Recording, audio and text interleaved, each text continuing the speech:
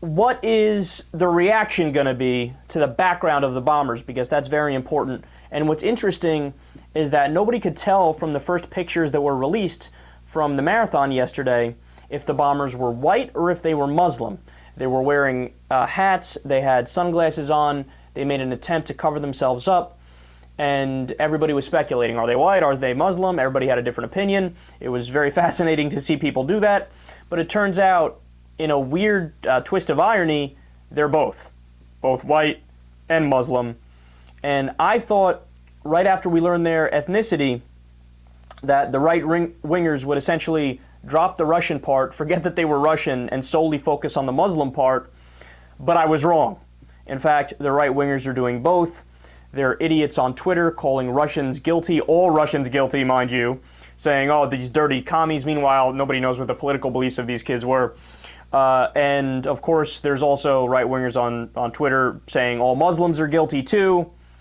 So this is incredibly important. Why is it that we should not react like we did after 9/11? First of all, you're going to make the carnage and death of innocent people worse if we react in the United States like we did after 9/11. Our government blew $6 trillion in useless wars, and domestically post 9/11, there was anti-Muslim violence that just skyrocketed. I'm talking an increase, this is our own government's numbers, a 1,600% increase in anti-Muslim violence post 9/11. And I'm talking about assaults, batteries, murder, etc., all the way down the line for violent crimes. And these weren't guilty Muslims, by the way. These were innocent Muslims in the wrong place at the wrong time around hillbillies, Joe, Bob, Bubba, and Cletus. Right, who said, well, I know that they're guilty enough, it don't matter, they got the towel heads. That's already reason enough for everybody to take a chill pill and be more rational, but it gets worse, because going back to post 9/11, again, to see the reaction of the American people whenever there is some sort of terrorism surrounding Muslim extremists, violence also rose against Buddhists, Hindus, and Sikhs as well. And the ironic part, of course, is that they have nothing to do with Islam, and the Sikh religion is literally a religion of peace that, quote, believes in the equality of humankind and the concept of universal brotherhood.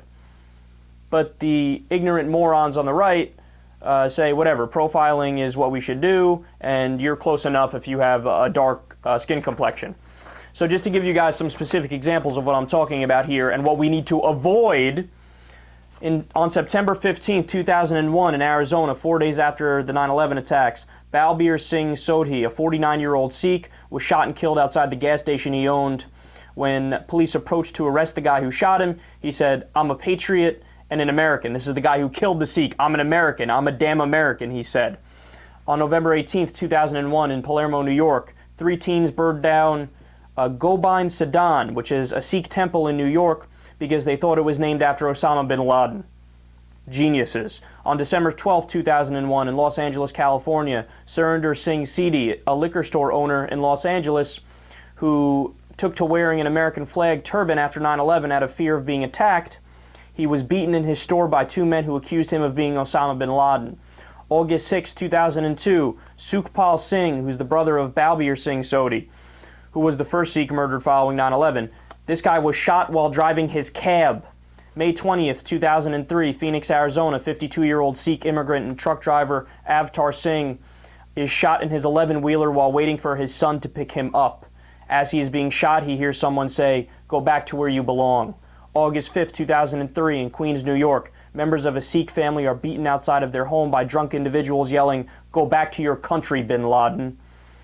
I have countless examples of this, by the way. In fact, I'll post this on YouTube later and put in the descriptions box so you can read all of the separate examples, but they go on and on and on. So, is it appropriate to rail against fundamentalist Islam and jihadism and Al-Qaeda and even separate, but the Taliban?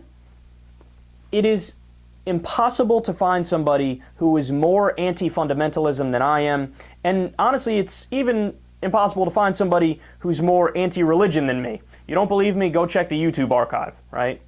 But we need to be accurate in who we're angry at. Don't become part of the problem and make it worse and target innocent people. And most importantly, by the way, and this is honestly the point that nobody mentions, but that's what my show is for. We're here to give everybody perspective and tell you the facts, regardless of what the perception may be. Now, oftentimes it turns out that perception is reality. Keep it real. In a lot of situations, that turns out to be true.